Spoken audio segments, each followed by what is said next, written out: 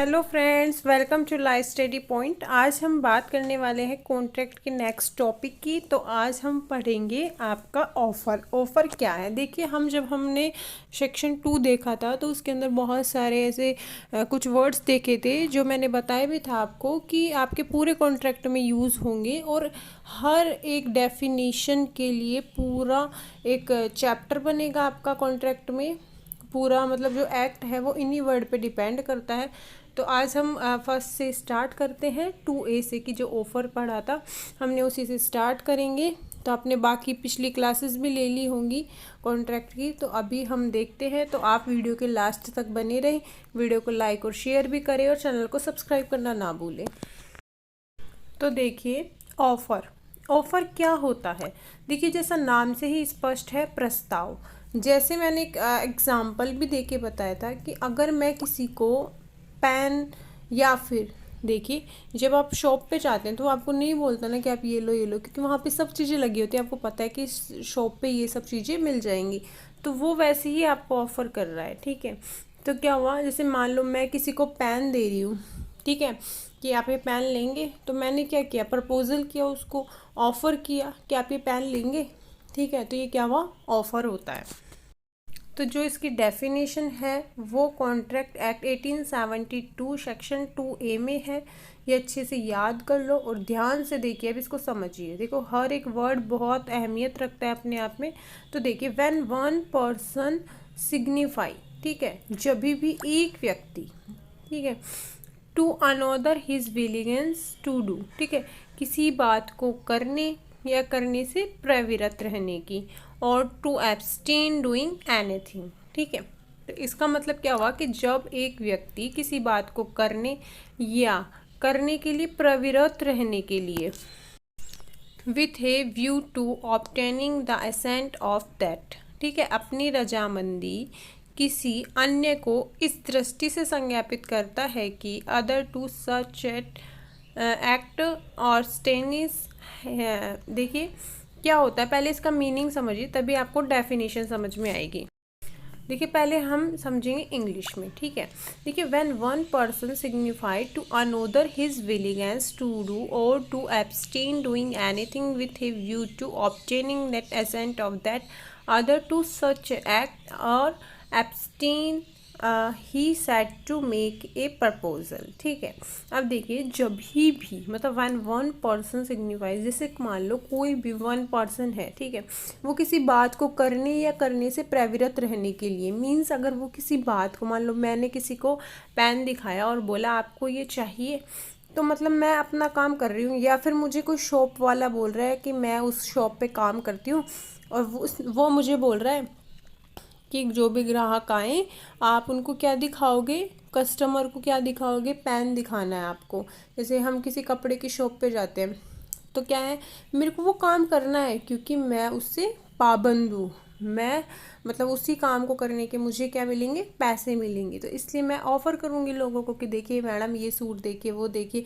हम जब भी जाते हैं शॉप पे तो हम देखते भी हैं, जैसे हम किसी पे शॉप पे कुछ सामान लेने जाते हैं तो वो भी 4 चीज़ बताता है कि ये नया ऑफ़र आया है इस चीज़ पे, तो आप ये ले सकती हैं। तो ये होता है करने से प्रवृत्त रहने के लिए, ठीक है। अपनी रजामंदी किसी अन्य को इस दृष्टि से संज्ञापित करता है कि ऐसे कार्य या प्रवृत्ति के प्रति उस अन्य की अनुमति अभिप्राप्त करे, तब वह क्या होता है, ऑफर होता है। He said to make a proposal. तो देखिए, जब भी हम अगर ये ऐसा कुछ कर रहे हैं तो हम क्यों कर रहे हैं कि कोई बोलेगा हमें कि हाँ मुझे ये कपड़े पसंद है, हाँ मुझे ये ऑफ़र में जो चीज़ें मिल रही हैं ये मुझे चाहिए। तो हम किसी की एक्सेप्टेंस के लिए ऑफ़र करते हैं। तो ये होता है ऑफ़र, ठीक है।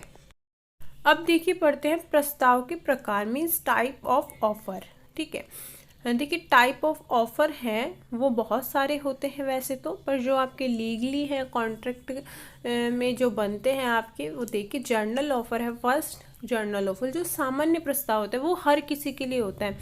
It is an offer to the whole world, ठीक है। होल वर्ल्ड के लिए देखिए, ये प्रस्ताव पूरी दुनिया के लिए होता है।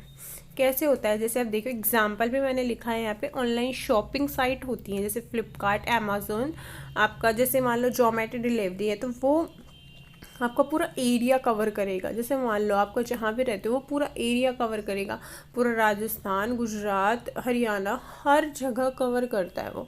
तो वो उससे क्या होगा, वो आप स्पेशली कोई आपके लिए ऑफ़र नहीं है, वो सभी के लिए है, वो पूरी दुनिया के लिए ऑफ़र है।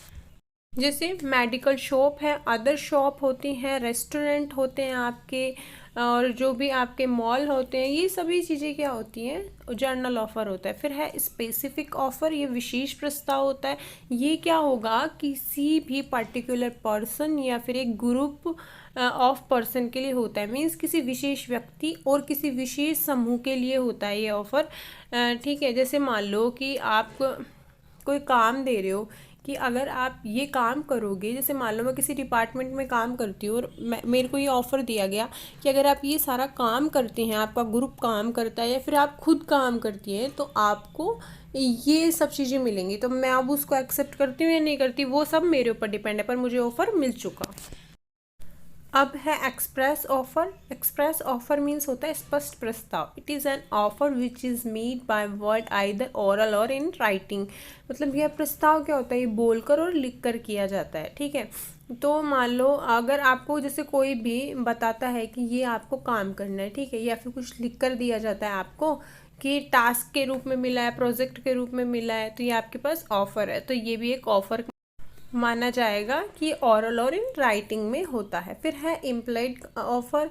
तो देखिए जो इम्प्लाइड ऑफर होता है ये सांकेतिक प्रस्ताव होता है, ये इशारों से मतलब शब्दों से ना होकर क्या होगा, कार्य से होगा। जैसे मान लो जैसे अब अपने पास, जैसे हम बस में जा रहे हैं तो हमें पता है कि आपका कहाँ जा रहे हो, बस में चढ़ोगे तो कहीं जाने के लिए चढ़ोगे, उसको बताना कोई ना पड़ेगा, कि वो पूछेगा कोई ना कि आप जा रहे हो, ये नहीं पूछ सकता वो आपको सीधा बोलेगा आप कहाँ जा रहे हो, टिकट देगा वो आपको, उसका कार्य है वो। ठीक है, तो ये क्या होगा, आपका सांकेतिक प्रस्ताव, इम्प्लाइड ऑफर।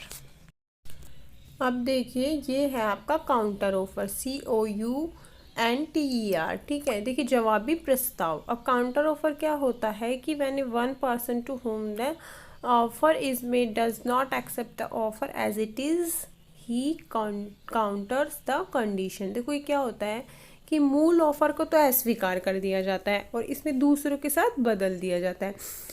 जैसे आपको एक ऑफर के ऊपर दूसरा ऑफर आना, ठीक है, मान लो कि आपका कोई भी ऐसा जो जवाबी प्रस्ताव होता है वो क्या होगा, मूल ऑफर को अस्वीकार कर दिया जाएगा।